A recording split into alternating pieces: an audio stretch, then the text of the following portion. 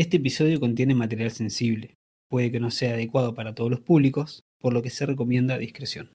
Mi nombre es Daniel Alberti, tengo 62 años, próximo a cumplir 63, nacido y criado en Magdalena y como antecedente especial es combatiente de Malvinas.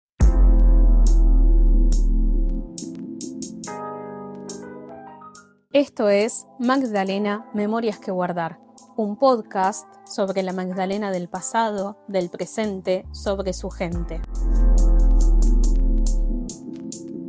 Al ser entrevistas con diferentes personas que buscan darle valor a sus relatos, ten en cuenta que pueden haber datos erróneos o vistos desde diferentes perspectivas.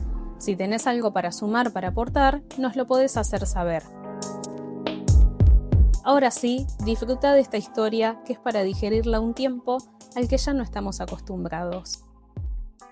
Dani, muchísimas gracias por tu tiempo, por acceder a esta entrevista, como tantas otras. Yo ya perdí la cuenta cuántas veces te entrevisté. La primera me acuerdo por un trabajo de la secundaria, después de ahí en radio. Y bueno, y acá estamos con una entrevista similar, pero bueno, diferente en algunos aspectos.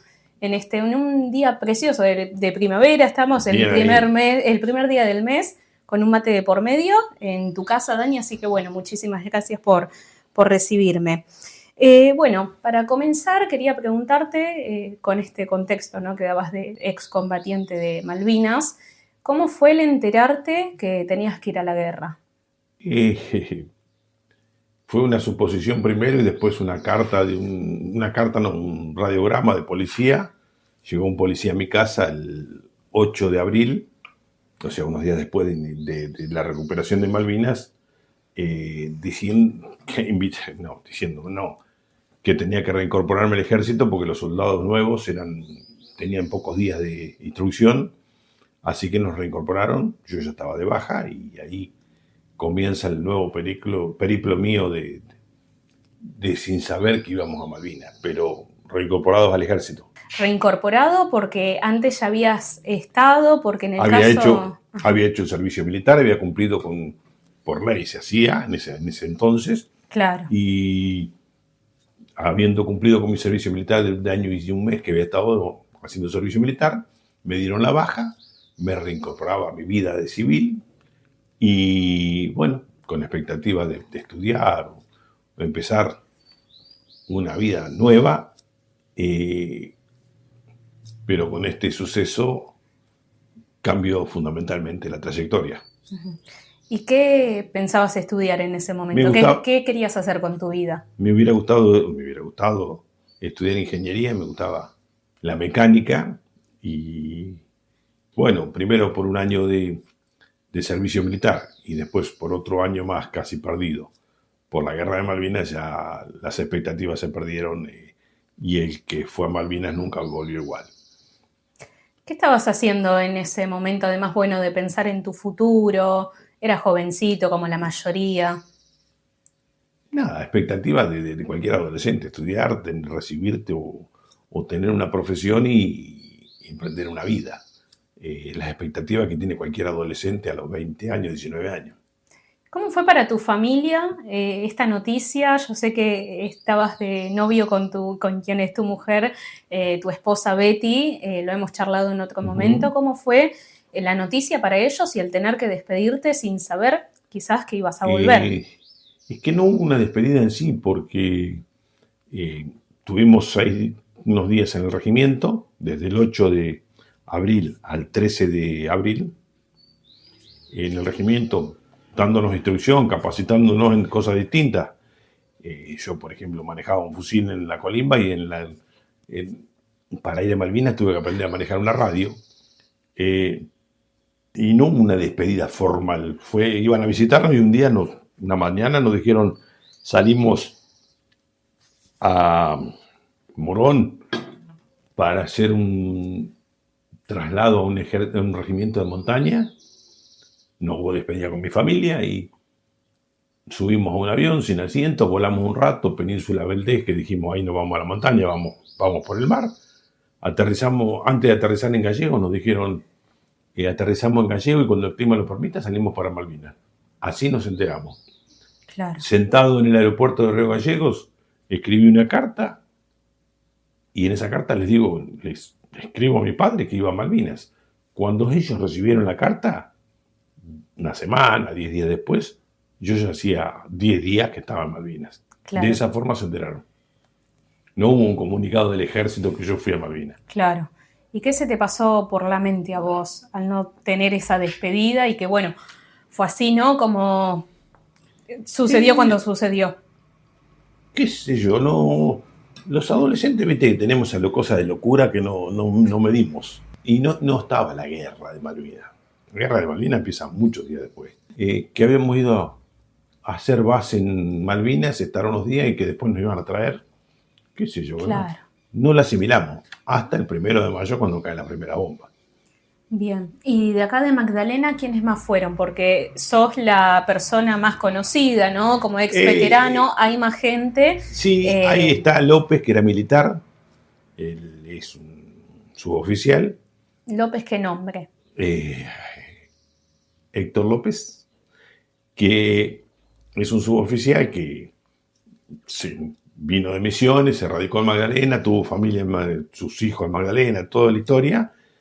Y bueno, estaba en La Plata y también lo destinaron en el distrito, no me acuerdo ahí que estaba, en unidad estaba él, pero lo destinaron a Malvinas también. Y después, ahora, tiempo después, vino Galloso, un soldado, compañero mío de Colimba, del 7, que era de Bransen y se vino hace ya casi 40 años a vivir a Babio. Pero de Magdalena, nacido y criado acá, es el único soy yo. Claro. Y quizá la diferencia conmigo y de los otros dos es que yo soy el que más me presto a dar la charla. Soy el que quiere hacer conocer la historia para que no se pierda. Claro, sí, por eso sos, no como la cara visible, quizá. Exactamente. No soy el único, pero soy la cara visible. ¿Y Aedo? Aedo estaba, pero Aedo estaba en el Belgrano. En el crucero Belgrano. Él, que sí vivió en Magdalena, pero era de Marina y ahora estaba viviendo, claro, creo que en Bahía Blanca o por ahí. Sí, sé que anda medio lejos de acá. Pero sí. Hace no muchos años me lo encontré en una estación de servicio en Bahía Blanca. Bueno, retomando puntualmente, ¿no?, lo que fue Malvinas, ¿cuánto tiempo duró? Me decís que se empezó como la guerra a principios de mayo. El 1 de mayo. La madrugada del 1 de mayo. mayo. O sea, el lapso desde el 14 de abril que yo llegué al 1 de mayo fue ubicarnos, prepararnos en el terreno, acomodarnos, conocer el terreno, fortificar las posiciones, todo lo que presagia, entre comillas, una guerra que no sabíamos que iba a ser. Y el 1 de mayo, cuando caen las primeras bombas en el aeropuerto, ahí sí. La guerra se inició y bueno, fue lo que cambió todo. Uh-huh. El devenir de la guerra ya es bien sabido, contado por mí, contado por lo que se sabe de la historia, todo lo que trae consigo. La guerra es el escalón más bajo que cae un ser humano. Se pierden valores, se pierden factores. El ser humano no está preparado para matar o morir. Y a los 19 años menos, no lo habíamos visto. En Magdalena menos, una ciudad, un pueblo tranquilo. Y estar en ese escenario donde la vida valía nada. Una esquirla, una bala. Era un momento. A veces te preguntan cómo era tu día a día. Y no pensabas mucho en el día a día. Pensabas en el momento que estaba, porque los bombardeos eran normales después del 1 de mayo, los camiones navales. Era todo incierto. Se vivía el momento. Es como la nueva realidad, ¿no? Sí, aparte una realidad que tan joven y de un pueblo, creo que nadie está preparado, pero bueno, algunos tienen alguna instrucción mejor. No estábamos preparados para eso y había que vivirla. Como en el caso de los ingleses, que sabemos que era tenían, profesión. Claro, mayor capacitación, entrenamiento. Tenían todo. Hasta la misma edad que nosotros, pero tenían 6 años en el ejército y era un trabajo para ellos. Y el equipamiento. Sí. Nosotros tenemos equipamiento muy antiguo, y no teníamos descanso. El soldado que estuvo en una posición estuvo los 60 días que duró casi la guerra en la misma posición. En cambio, los ingleses combatían un día y descansaban el otro. Su ropa era térmica, sus visores nocturnos eran uno cada 2, nosotros teníamos uno cada 40. Alimentación, un montón de factores distintos. Trajeron unos tanquecitos muy chiquitos que podían andar en el suelo de Malvinas. Nuestros tanques se hundían. La capacidad aérea de ellos despegaban de portaaviones y nosotros los aviones despegaban del continente y llegaban casi sin combustible a la vuelta después de atacar. Todo muy difícil. No contaron jamás con el valor de las tropas, el sacrificio y la entrega que hubo de muchos para combatir cuerpo a cuerpo, para aguantarse los cañoneos, los bombardeos, la Fuerza Aérea lo que hizo. La verdad que hay montones de cosas que son de valorar, que los ingleses nunca pensaron que iban a tener la resistencia que obtuvieron. Claro, porque además está lo nuestro, ¿no? Ellos están acostumbrados como país a ser colonizadores y de repente nosotros por cercanía, por un sentido de pertenencia, ¿no? Exacto, nosotros tenemos Malvinas, para cualquier argentino es Argentina. No es una tierra ellos ni sabían dónde estaban. Claro. Hablando bien así, no sabían ni dónde estaban. Nosotros estábamos en nuestra casa, en nuestro suelo. Y no había un resarcimiento de ningún tipo, solamente emocional que teníamos para hacer lo que estábamos haciendo. Para defender la patria. Sí. Todo, viste, se trastorna con el asunto de la dictadura, pero cuando estando allá, nadie no pensábamos en dictadura, pensábamos en defender Malvinas. Sabes que hay algo que me quedó muy, muy presente hasta el día de hoy. Me acuerdo que la primera vez que te entrevisté, que te comentaba, bueno, fue cuando estaba en el último año de la secundaria, cuando veíamos en historia argentina reciente justamente, que vinimos con unos compañeros de la escuela. Hay algo que vos dijiste que a mí me quedó siempre en la memoria, que es la siguiente frase: hubo 3 guerras, el frío, el hambre y los ingleses, o el hambre, el frío y los ingleses, y a mí no se me fue más de la memoria, sí. Porque, como decís, ¿no? Los ingleses, bueno, tenían más cosas, tenían mejor preparación, y ustedes, además de con ellos, tenían que enfrentar eso otro. Sí, el clima de Malvinas no es un clima benigno. Estás en una isla a 500 kilómetros mar adentro, en el sur, y realmente es hostil. Nosotros tuve la oportunidad de volver en el año 2017 y en febrero, y hubo días que estábamos con ropa térmica, guantes, borseguíes adecuados, y se pasaba el frío, te calaba el frío. En febrero nosotros tuvimos desde abril a junio. Es realmente hostil. El suelo también de Malvinas, hay partes que vos caminás y te enterrás hasta la rodilla, o tenés piedras, hay humedad siempre, hay viento siempre. Algunos días nos tocó nieve, nevada, entonces era complicado. Y cuando vos a eso le sumás el frío, le sumás el hambre, porque es una cuestión de logística. En todas las guerras la logística siempre falla, porque no es fácil y no es justificativo, pero no es fácil entregar comida o raciones cuando te están bombardeando, cuando te están atacando. Entonces el hambre pasa a ser un factor fundamental. Y tal es así que yo llegué con 70 kilos y después de la vuelta de Malvinas yo volví con 50 kilos. Hay 20 kilos que se perdieron casi 2 meses. Claro. Esa muestra lo dice todo, lo que fue el hambre. Masa muscular, tensión. Y cuando uno tiene hambre, todo el resto se potencia. Se potencia el frío, se potencia el sueño, se potencia todo. Sí, no tenés energías. Nada. Y los ingleses, bueno, su preparación, los Kelper mismos que ayudaban, fue realmente una guerra complicada. ¿Qué comían cuando no había qué comer? Basura, pero basura, de basural.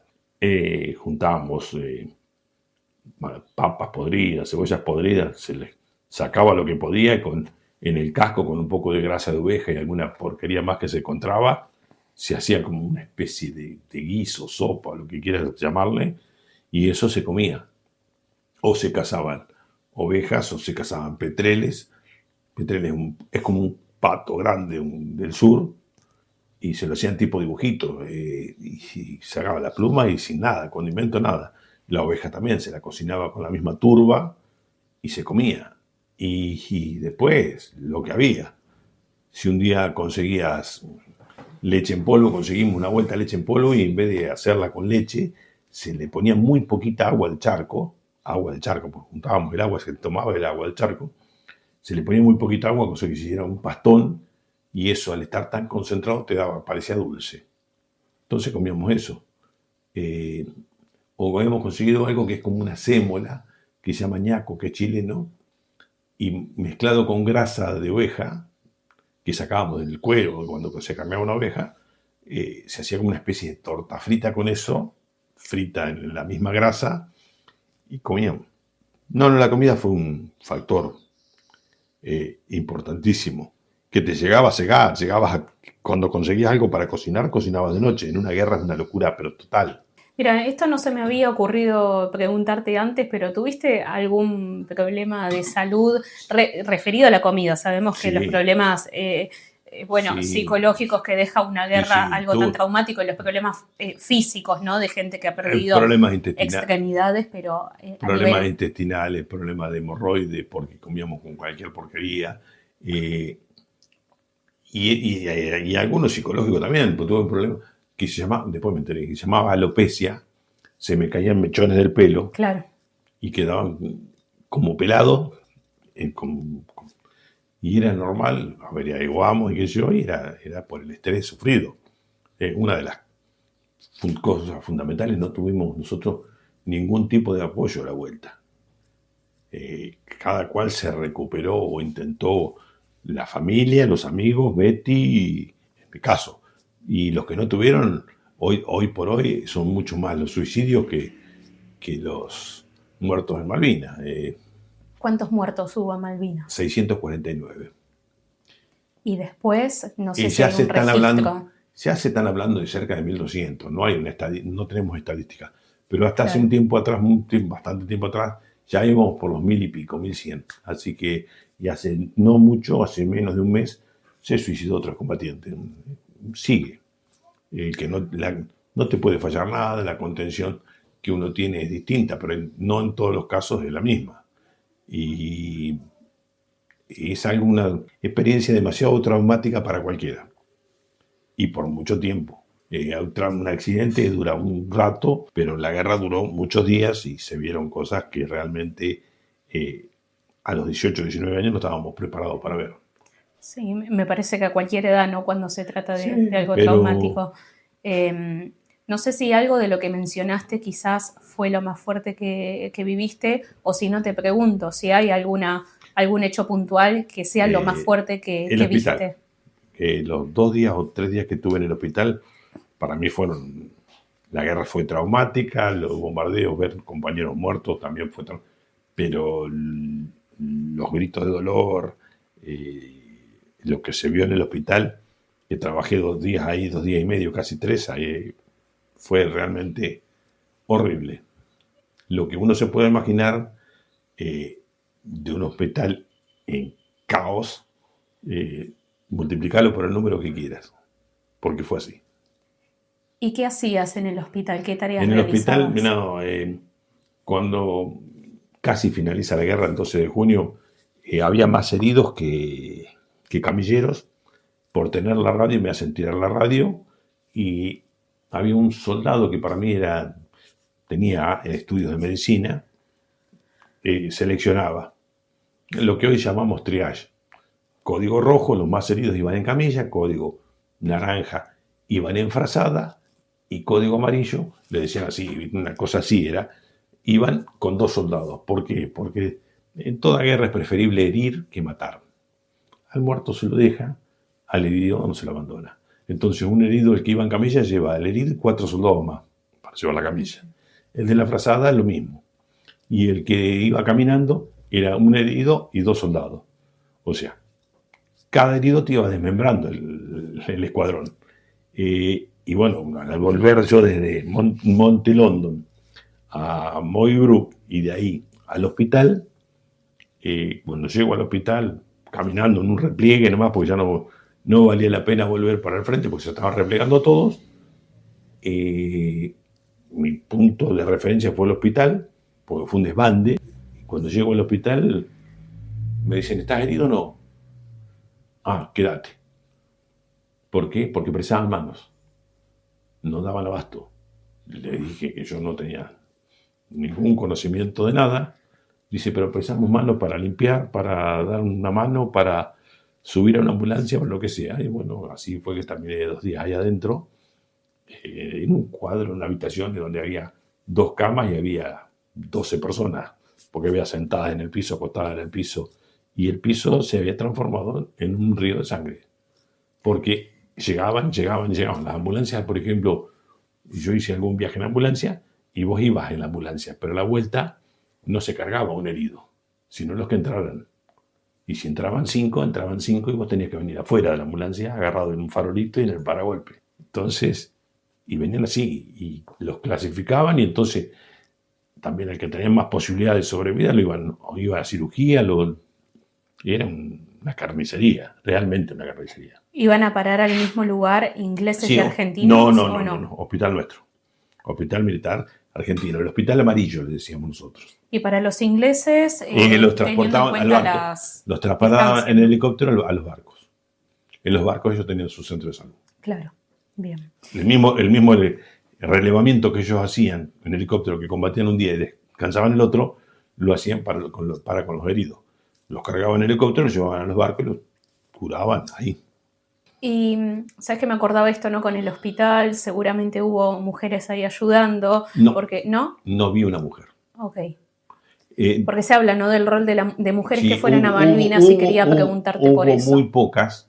En la relación éramos 14.000 soldados y se está hablando de que hay 20, 30 mujeres. Claro, poquísimas. Y las que hubo, por ejemplo, que nos enteramos, en el Irizar y qué sé yo, eran instrumentistas, enfermeras. En el hospital militar yo no vi una mujer. Claro. Bien. No vi.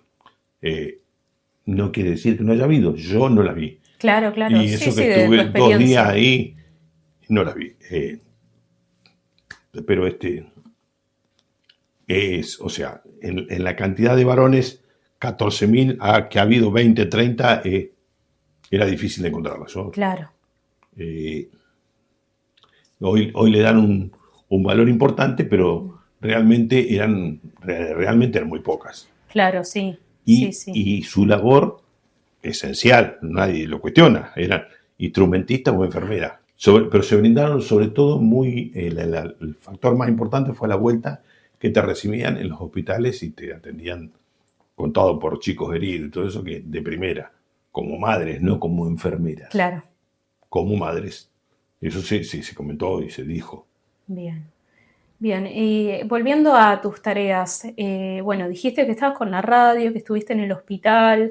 ¿Qué era específicamente lo que hacías o lo que hiciste por mayor parte de tiempo? Mi manejo fue de la radio. Yo cuando me reincorporé al ejército, yo era tirador de fusil como uno más del montón, pero faltó el de la radio, entonces me enchufaron una radio a mí. Me dieron 4 o 5 días clases de cómo manejar una radio muy pesada, incómoda. Y bueno, el de la radio, aparte creo que fue una de las me pudo haber matado, pero también me pudo haber salvado la vida. El de la radio no va al frente. ¿Por qué? Porque tiene una arma muy chica, una pistola. En una guerra una pistola es casi nada, pero a su vez lo cuidan porque es el que recibe información. Alerta de ataque naval, alerta de ataque aéreo, vienen por tal lado, vienen por... Entonces, nunca estuve al frente, sino 100 metros más atrás todas las veces. ¿No tuviste que disparar? No, porque no servía. No servía, no. La distancia que estuve yo no era para tiro. El de la radio siempre va atrás. ¿Vos pensás que hubiese cambiado algo si te hubiese tenido que tocar dispararle a alguien? O bueno, Sí, en el peor de los casos, sí, matar a alguien. pero, o sea, en ese momento y en la situación, si era vos o yo, no había elección. Lógico. No se duda.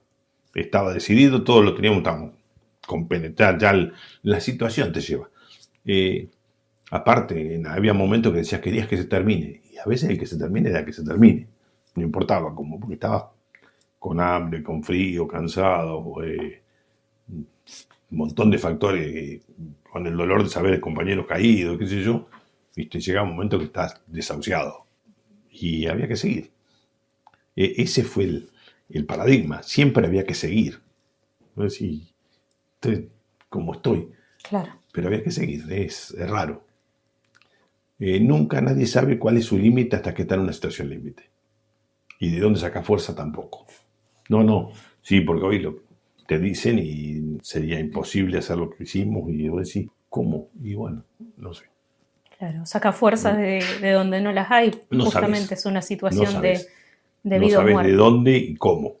Pero bueno, había que seguir, se siguió hasta donde se pudo y bueno, si hubiera seguido más días de la guerra, hubiera sido el número de 649, no hubiera sido ese.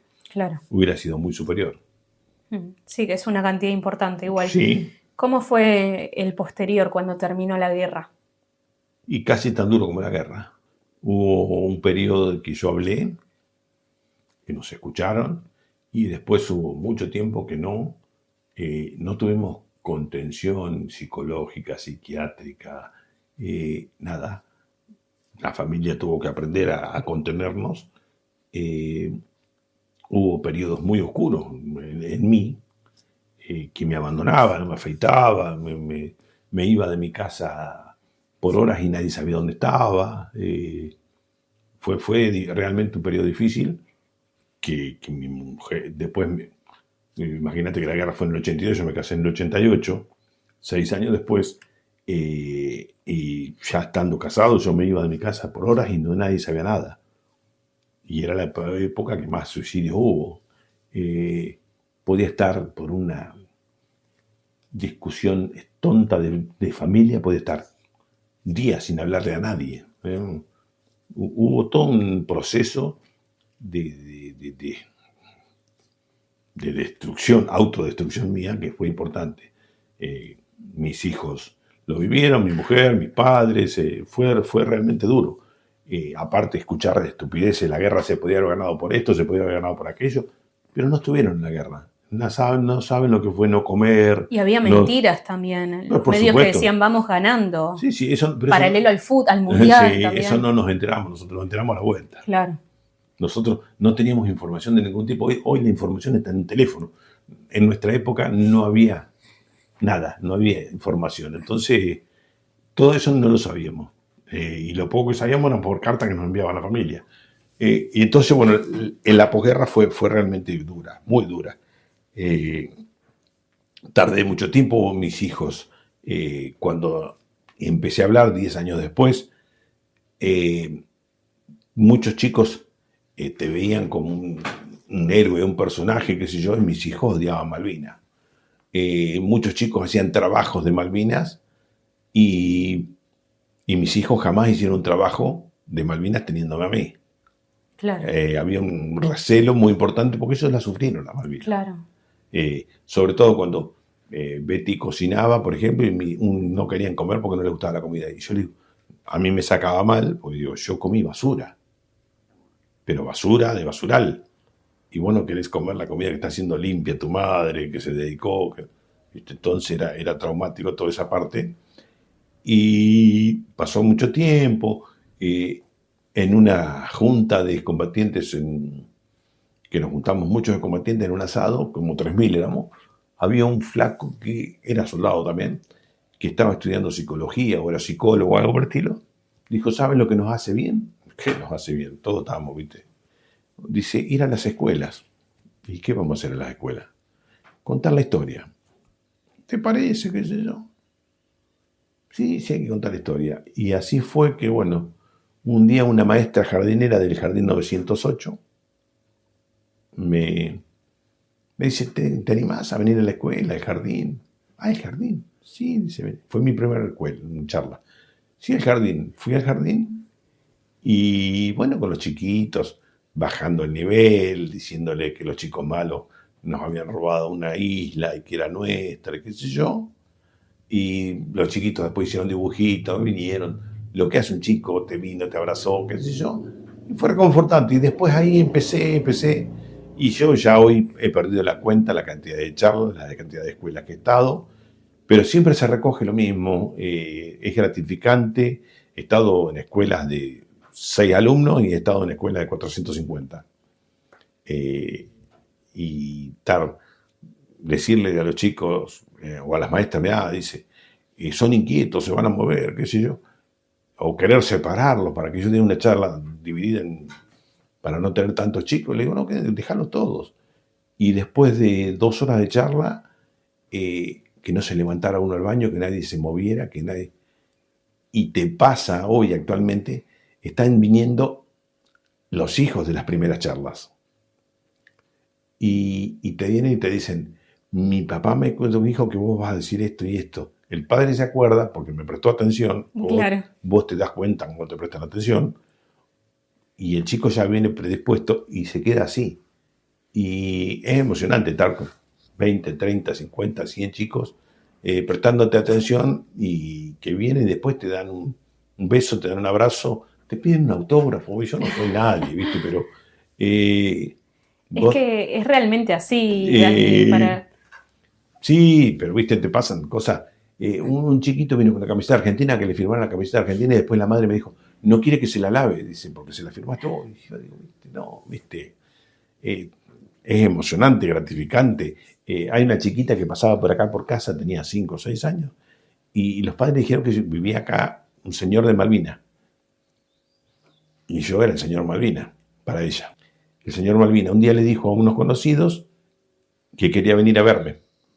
La trajeron, me trajo unos dibujitos, me preguntó de Malvinas, le mostré cosas de Malvinas. Chocha se fue la petiza. Hace una semana me la encuentro en un negocio, a esta chiquita, la emoción porque me vio. ¿Viste? Y yo soy el señor, para ella soy el señor Malvina. Y vos decís, hay cosas que tienen un valor más que cualquier medalla, que cualquier cosa. Los chicos que te ven en el súper o donde te encuentran en la calle y te miran, ¿viste?, que te conocen, es gratificante. Hay cosas que tienen un precio, que no tienen precio. No le podés poner un precio porque te llega, ¿viste? Los chicos de la escuela especial que tienen una memoria muy especial, te ven, te reconocen y te saludan en la calle y se acuerdan el nombre. ¿Viste? Vos decís, wow. Yo es imposible que me acuerde porque veo tantos chicos que no, es imposible. Pero sí, ellos a mí me ubican. Claro, es que sí, yo, a ver, también desde que soy chiquita, todos los niños de la comunidad Magdalena ya ya sabemos quién es Daniel Alberti, el excombatiente, te vemos en los jardines, en las escuelas primarias, en las secundarias. Y por eso yo tengo la tranquilidad personal de que yo jamás milité, o sea, no milito política, yo milito Malvinas. Puedo ir a cualquier escuela, nunca un padre se quejó de lo que yo le haya dicho a un hijo en la escuela. Me dice, voy a donde me invitan. He estado en la cárcel, en el regimiento, en el lugar que me han invitado, yo he ido. Entonces, claro, tengo la transparencia y la tranquilidad propia de ir y hablar de Malvinas. No la politizo, hablo de Malvinas. Y me siento seguro con eso. ¿Y qué significa para vos el aporte enorme que le das a la comunidad de Magdalena relatando lo que fue Malvinas? Es que el aporte más importante para mí es que no se olviden los que quedaron. Es que sigan vivos en la memoria, aunque sea, de los tipos comunes que hicimos algo por este país sin pedir nada. Porque hoy todo es un cambio. Nosotros pusimos la vida a disposición a cambio de nada. Entonces, cuando te pregunten vos qué hiciste, pasan los años y te preguntan, yo luché por mi país y siento orgullo por eso. Hoy lo tengo y el reconocimiento intrínseco está en el gracias. Hoy la gente te empieza a decir gracias, cosa que no pasaba, que es raro y cuando se enteran, porque en nuestro documento figura que somos veteranos de guerra, porque tenés una calcomanía en el auto, porque tenés una reperita o lo que sea, y te reconocen como excombatiente, te dicen gracias. Y eso vale mucho. Vale mucho. Es como ese abrazo que no dice nada y lo dice todo. Viste, que no precisas palabras para abrazar a alguien y te lo dicen todo. Bueno, es tan fundamental como eso. Vos decís en un ambiente tan difícil como puede ser la cárcel, que los tipos vengan y te den un abrazo y te digan, viste, te reconozco, vos decís, la puta. Es movilizante. ¿Y vos qué estás llevando? Estás llevando la memoria de los que quedaron, estás llevando tu experiencia, estás llevando tu resiliencia. Hoy, y lo vemos, hay muchos que escapan a la realidad a través de marihuana, alguna droga, qué sé yo. Nosotros salimos de un trauma demasiado grande con la mejor de las drogas, familia y amigos. Ahí estuvo el secreto. Esa contención fue la única que tuvimos y que fue la que nos salvó. El que no tuvo eso la pasó mal. Que no fue fácil para ellos, pero está ahí. No precisé una droga para salir. Precisé la contención de mi familia, la contención de mis amigos, el que cuando quería hablar me escuchaban y cuando no quería hablar hacían silencio, ¿viste? Y estaba ahí. El amor incondicional de Betty también, fundamental. Una mina que aprendió a ser psicóloga, enfermera, mujer, madre, todo. Y lo aprendimos juntos. Y hace tantos años que es la persona que más me conoce. Pero bueno, es ahí. Es una historia de vida distinta y la verdad que hoy la llevo con cierta holgura, con cierta emoción, con cierta, ¿cómo te podría decir? Agradecimiento, que se valora lo que hicimos. Hubo un tiempo que no, y eso fue duro. Me comentabas en otra ocasión que incluso cuando llegaron, cuando literalmente volvieron, que la gente no los recibía. No, bueno, ¿Cómo fue esa etapa? Bueno, eso, todos los ejércitos del mundo, hasta las derrotas más grandes, son recibidos por su pueblo. El caso más patético, más importante, fue Estados Unidos en Vietnam, lo recibieron. El pueblo recibió a su ejército. Nosotros, a pesar de haber puesto lo que pusimos y haber aguantado todo lo que se aguantó, no nos recibió nadie, nos trajeron a escondidas. A escondidas y quitándonos quizás ese abrazo que no hubiera sido sanador. Solamente lo tuvimos muy pocos en Puerto Madryn cuando desembarcamos del Canberra, pero hubo muchos que no. Y realmente hubiera sido lo necesario. Por eso algunos cuestionan cuando se hizo un desfile o dos desfiles que se hicieron, ¿qué pasan los excombatientes? Es que a veces precisás ese gracias para seguir adelante, para decir, no fue en vano. Es una experiencia demasiado traumática. Y quizás esa banderita flameando y ese aplauso hubiera sido un bálsamo. No te digo sanador, pero hubiera sido un bálsamo. Claro, claro. A la vuelta. No estaba. Y bueno, nos queda como gratificación especial que gracias a nuestra derrota se terminó la dictadura. Fue el golpe de gracia. Nosotros pagamos con sangre que el gobierno militar se fuera. Si hubiéramos ganado la guerra, hubiéramos estado luchando botas de por vida, quizás. Hubiéramos tenido una dictadura mucho más larga. Nosotros pagamos con sangre ese último estocada a la dictadura. ¿Y cuánto tiempo tardó ese reconocimiento, resarcimiento económico también por parte del Estado? El resarcimiento económico empezó en el año 90 y pico, muy pequeño, después se fue mejorando. Hoy, quienes fuimos a Malvinas y tuviste un trabajo y tuviste una jubilación, podemos tener cierta tranquilidad. Estamos, no te digo para meter a mantecacho, pero estamos relativamente bien. Pero hubo épocas que no.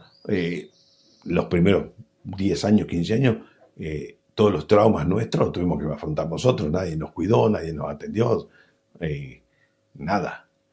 Conseguir trabajo nos era difícil porque éramos los locos de la guerra, porque un montón de factores. Todo fue muy difícil, todo realmente fue muy difícil. Volver a reinsertarnos en una sociedad que se olvidó muy pronto de Malvinas. Después hubo un periodo de desmalvinización muy importante, que hubo muchos años que no se habló de Malvinas.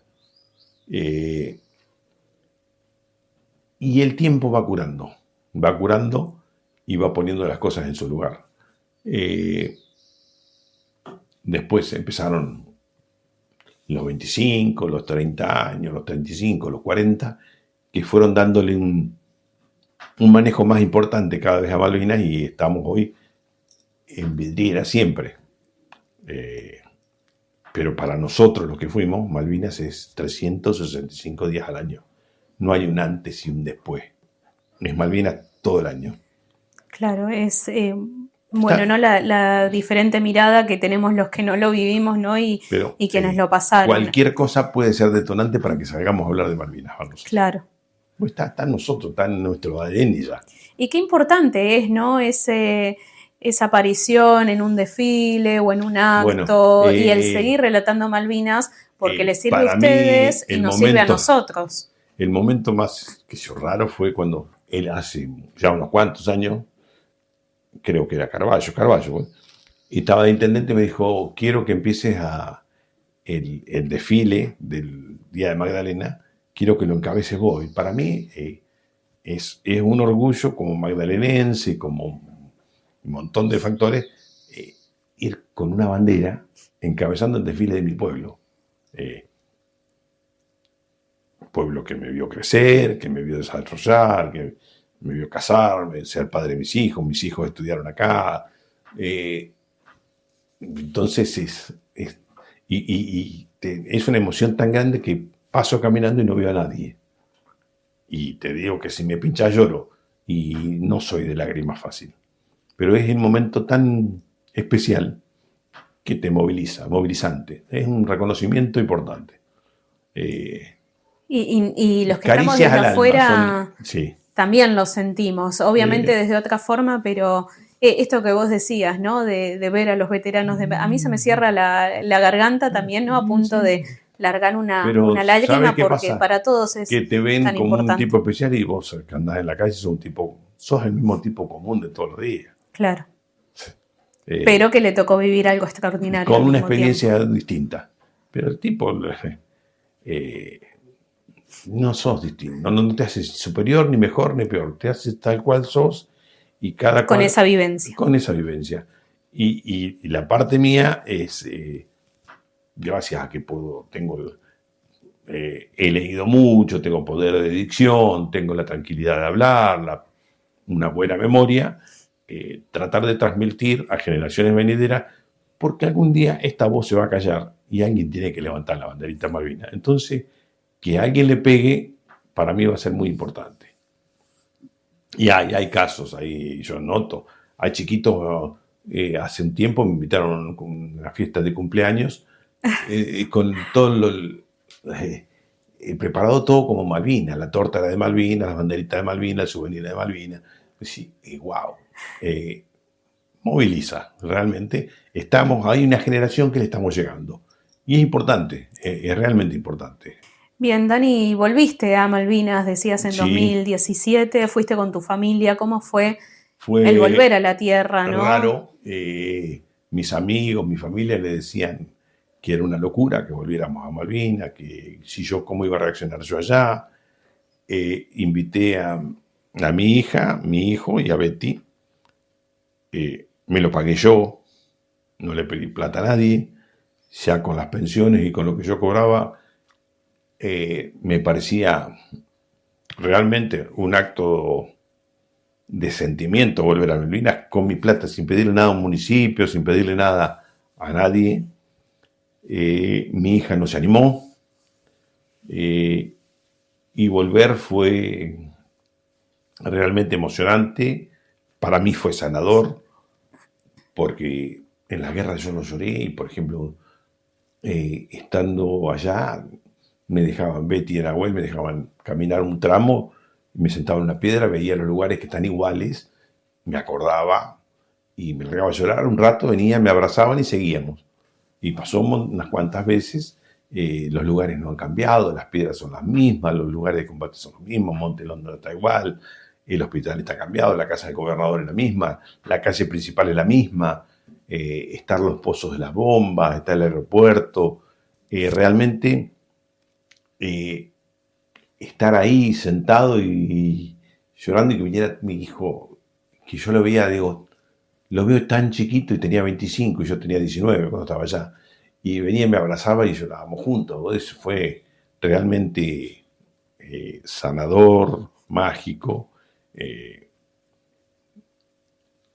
En el lugar que pude morir, pude estar con Betty, un montón de cosas que llegar al cementerio y decirle a cada tumba, tocar tumba por tumba, decirle no los olvidé, porque están compañeros míos enterrados. Y acostarme entre las tumbas y por un rato pensar, yo pude ser uno de ellos. Todos los que fuimos a Malvinas, todos sabemos que pudimos haber sido. En algún momento estuvimos muy cerca. Pudimos haber sido uno de ellos. Dejar enterrada atrás de la cruz principal que está en el cementerio de Malvinas un tapercito con tierra de mi casa, una moneda de Malvinas, conmemorativa a Malvinas, una medalla que era de mi papá y una bandera argentina.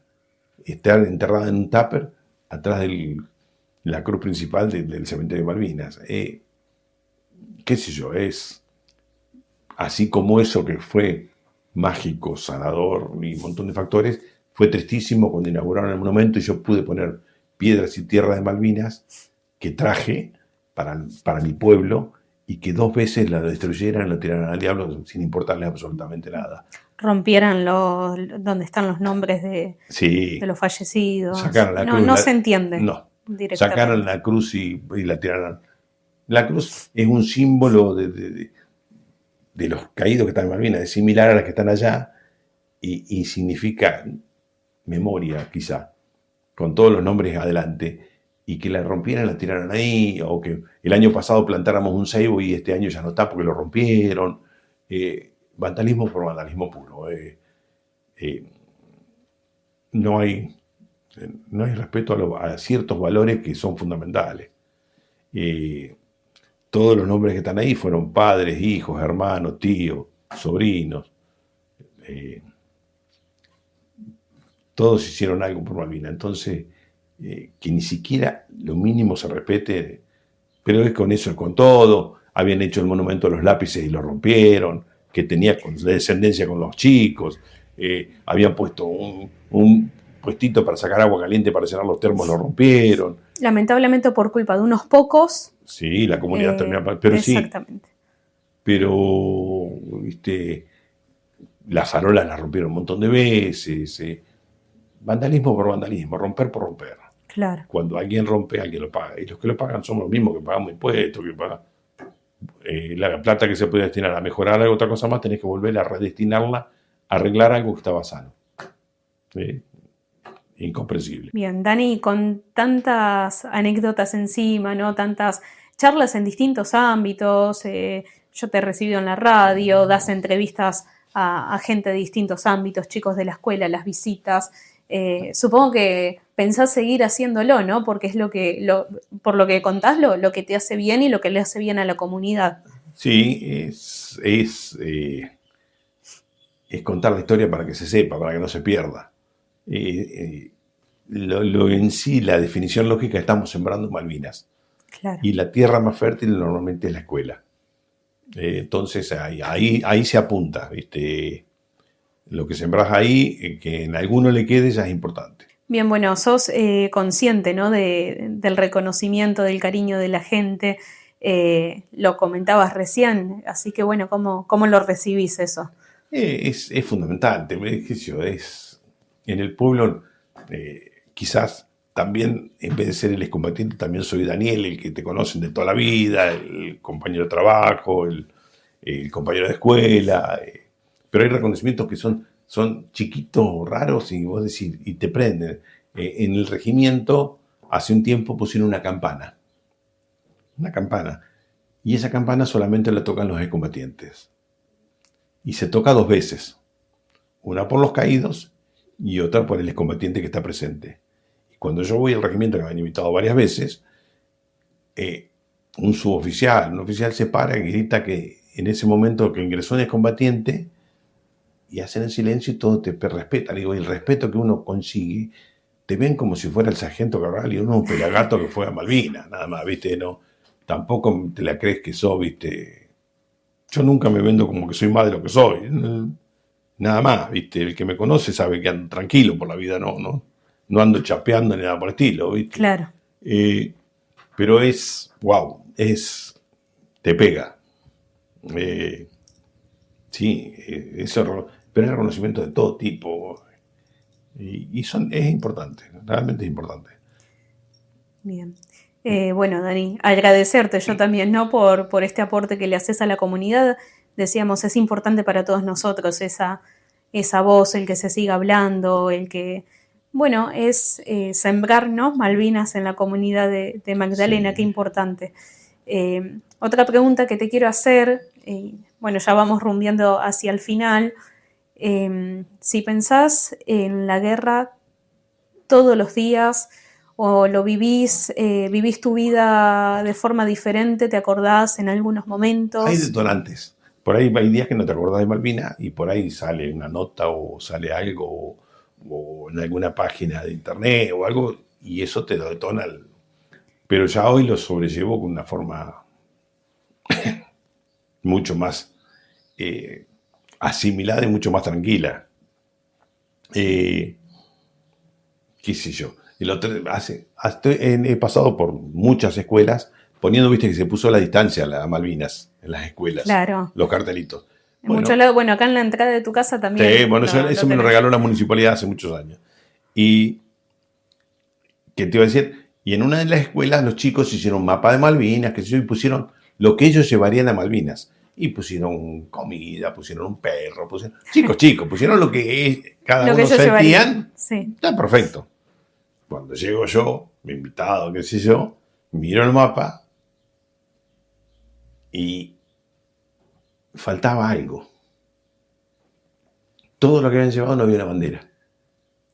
Y uno tiene una cosa muy especial con la bandera. Quizás por Malvinas también tiene que ver eso. En la distancia, en la guerra, un montón de factores. La bandera es tu país, es tu amigo, es tu familia, estuvimos en un viaje hace poco y en el extranjero, fuimos afuera y yo llevo una bandera, siempre, arriba de mi camioneta, arriba de mi auto, siempre hay una bandera, siempre hay algo. Desplegamos la bandera y había 4 o 5 argentinas y empezaron a cantar Argentina. Se te pone la piel de gallina.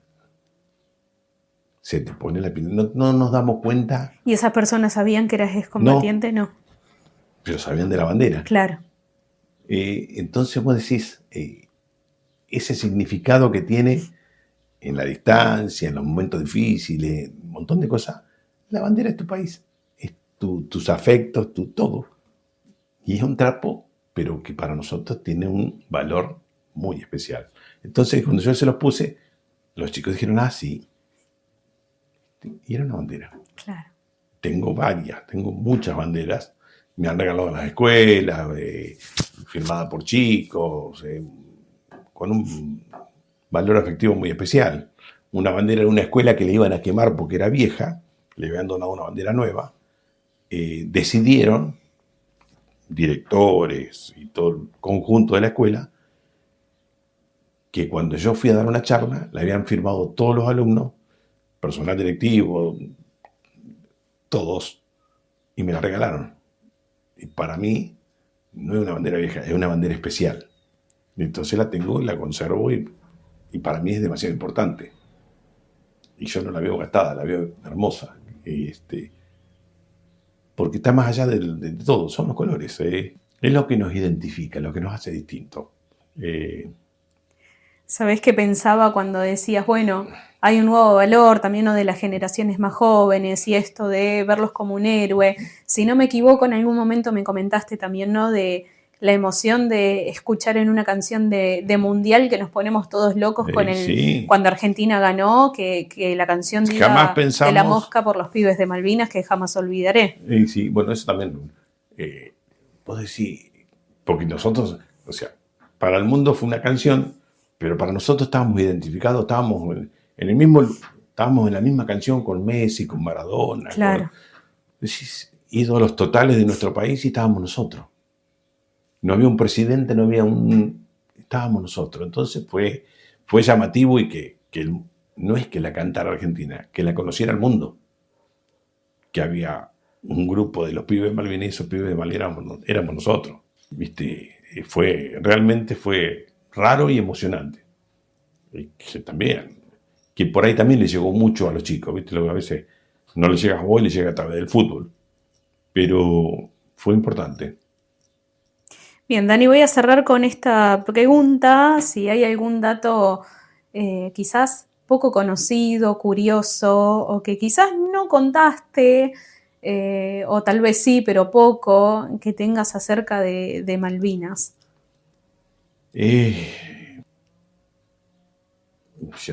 Para mí, uno de los fundamentales fue, en el lugar que pude morir, pude hacer el amor con mi mujer en Malvinas. Eso fue algo para mí que no me olvidaré nunca más. Es como que la vida sigue, y estar... No tengo nada que esconder, hace 40 y pico de años que estamos juntos, y es la persona que más me conoce entonces, y seguimos juntos. ¿Viste? Eso fue una de las cosas más raras de Malvinas. De la guerra al amor. Sí, porque a su vez... Lo veo así. Hoy mi historia es una historia de amor. Arrancamos en la secundaria de novio y seguimos hoy con cosas raras, realmente difíciles que nos pasaron. Y que subsistió a través de todo. Porque realmente fue muy difícil los primeros años. No fue fácil. No fue fácil. Y ese aprendiz de psicóloga, psiquiatra, enfermera, cuidadora, de contención, qué sé yo, es solamente porque hay una persona con un carácter y un don de entrega de amor y compasión, y un montón de factores que lo tenía Betty, que realmente quizás me hicieron salir adelante. Entonces hay un agradecimiento casi eterno a eso, sin cuestionamiento. Y después hay una cosa que por ahí también que me hizo bien. Hubo un tipo, cuando en el año 84, poquito tiempo después de Malvinas, fuimos a Necochea y vi un arenero. Hay cosas que por ahí no se sabe mucho. Un arenero era un auto de caño, qué sé yo. Me voy a hacer uno. Y me dijeron que estaba loco, que iba imposible, que esto, que el otro.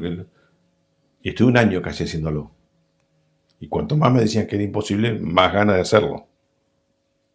Y también me ayudó mucho, porque un tiempo muy difícil estuve abocado a eso y lo pude llegar a realizar y andar.